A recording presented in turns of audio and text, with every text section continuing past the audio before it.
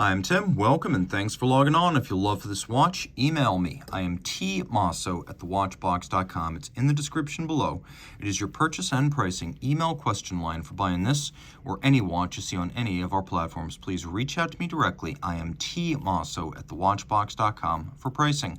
Today, we're discussing a model line launched in 2008, originally as the Vintage Ingenieur.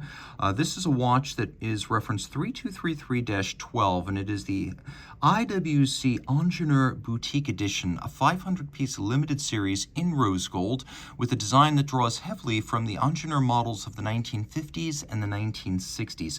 It is larger than those, however, at 42.5 millimeters in rose gold. It's 14.2 millimeters thick from lug tip to lug tip, 50.7 millimeters with a 22 millimeter spacing between the lugs on my wrist, which is 16 centimeters in circumference.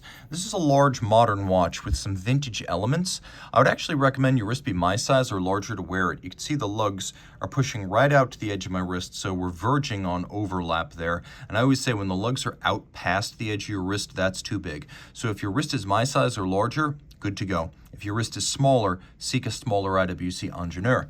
Now, because there is some slope to the bezel and the crystal, it should fit underneath most cuffs. Maybe not the tightest of dress sleeves, but if your cuffs are that tight, loosen up. This will fit just fine underneath jacket cuffs.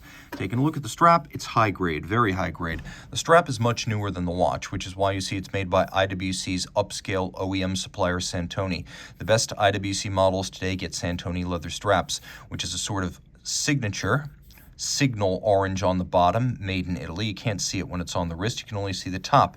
And here we have a lovely sort of translucent polished effect, so you can see the color and the color gradients of this ultra dark brown gloss finished leather underneath the shine. Then on the edge we have a sheer cut side showing the layers of leather, a monotone stitch, and you can see this is a IWC factory strap in brand new condition. We have a pin buckle, which is very apropos for a dress watch, with a combination of polish and satination and IWC branding. Roll around to the case. Fascinating here that the lugs are broken out rather pointedly from the case band. It's not quite the step out you get on the Longa, but this is by no means a integrated lug Calatrava or Portugueser. This is very much its own thing, and the use of vertical satination on the case band is an unusual treatment. Lug hoods are polished, but lug flanks are satinated. The lugs come to pointed tips. We have a crown with the IWC logo and motto Probus Scafusia. We've got a good solid watch made in Schaffhausen here with a screwed in case back and a screw down crown. This Ingenieur is 120 meters water resistant. We have a bezel that has a domed profile and then a little flange adjacent to the crystal. The crystal has dramatic boxed and cambered profiling because it's designed to look like a vintage plexiglass. We have what IWC would call an ardoise or anthracite metallic sunburst dial. We have faceted rose gold indices, rose gold Dauphine style hour and minute hand, and then a counterweighted Lancet style seconds hand with a little red varnish on the end. These are applique indices, and the faceting and the polish speak to a high degree of attention to detail. It is a premium looking dial.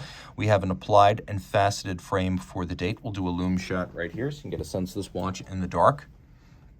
It's a dress watch, but with the lume and the water resistance, it is a sporty dress watch.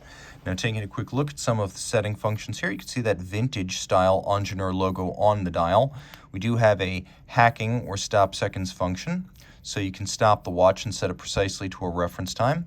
You can also activate the quick set system for rapidly cycling the date. Now, one feature I really like about IWC watches is that when you withdraw the crown, they don't wobble at all. They're very solid. The stem and stem tube assembly here of exemplary quality. A lot of companies have these weeble wobble crowns that feel like they're going to come off. Not so on an IWC.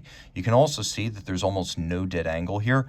I just start to apply finger pressure to the crown and the minute hand starts to move. So that's something I always like to see. Little pieces of attention to tactile, aesthetic, and chronometric qualities can really make a fine watch. Turning it all over, you can see this boutique edition, available out of IWC factory-owned stores, was a limited series of 500 pieces. Now inside we have IWC's manufacturer caliber, which is the 80111. We have the legendary Paul-based bidirectional Albert Peloton winding system created in the 50s. It is very efficient, very shock tolerant, and it influenced all of the Paul-based winding systems that came after, especially the Seiko and Grand Seiko Magic Lever. We have a 4 Hertz beat rate, so 28,800 vibrations per hour, 44 hours of power reserve, 5-position adjustment, which is always nice. That's the high horology and chronometer standard. We have 28 pivot jewels, and we have a movement that is decorated mechanically, but attractively so. Although not artisanal, the finishing that you see here is appealing. You're going to want to see it. It justifies the use of a display case back. So a very cool watch with a movement to match that properly fits the large size of the case and a manufacturer movement to boot. There are elements in this watch of the vintage 666 AD models, the 866 from the 60s. This is a great mix of old and new, and it's interesting to find a really appealing and versatile IWC watch that's neither a Portuguese nor a pilot, and this is a great example of sort of underappreciated thread of IWC engineering history. Reach out to Team Mosso at thewatchbox.com for pricing.